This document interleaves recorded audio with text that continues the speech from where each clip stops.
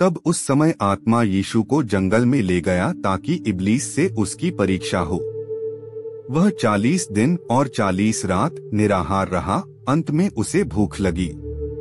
तब परखने वाले ने पास आकर उससे कहा, यदि तू परमेश्वर का पुत्र है तो कह दे कि ये पत्थर रोटियां बन जाएं।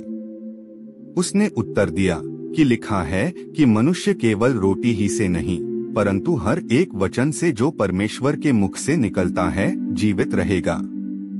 तब इब्लीस उसे पवित्र नगर में ले गया और मंदिर के कंगोरे पर खड़ा किया और उससे कहा, यदि तू परमेश्वर का पुत्र है तो अपने आप को नीचे गिरा दे, क्योंकि लिखा है कि वह तेरे विषय में अपने स्वर्गदूतों को आज्ञा देगा और वे तुझे हाथों हाथ उठा लेंगे, कहीं ऐसा न हो कि तेरे पांवों में पत्थर से ठेस लगे।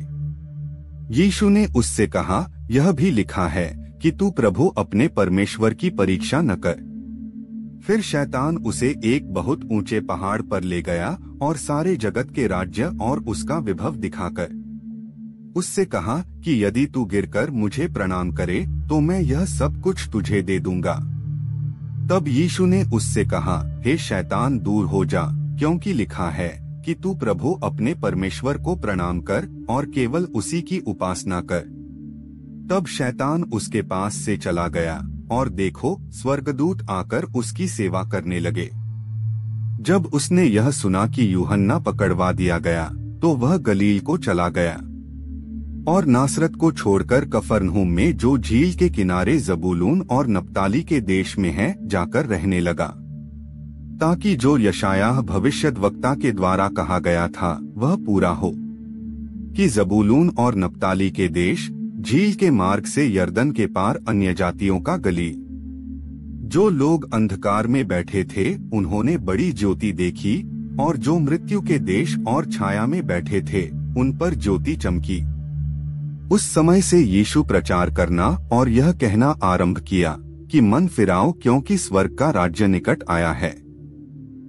उसने गलील की झील के किनारे फिरते हुए दो भाइयों अर्थात शमौन को जो पतरस कहलाता है और उसके भाई अंद्रियास को झील में जाल डालते देखा, क्योंकि वे मछुए थे, और उनसे कहा, मेरे पीछे चले आओ तो मैं तुमको मनुष्यों के पकड़ने वाले बनाऊंगा।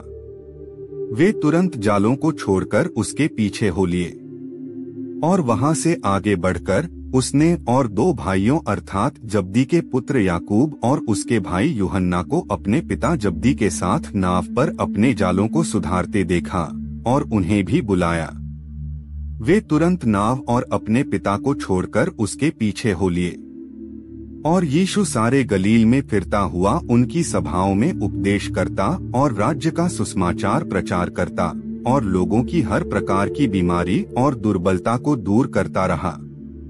और सारे सूरिया में उसका यश फैल गया और लोग सब बीमारों को जो नाना प्रकार की बीमारियों और दुखों में जकड़े हुए थे और जिनमें दुष्टात्माएं थीं और मिर्गी वालों और झोले के मारे हुओं को उसके पास लाए और उसने उन्हें चंगा किया।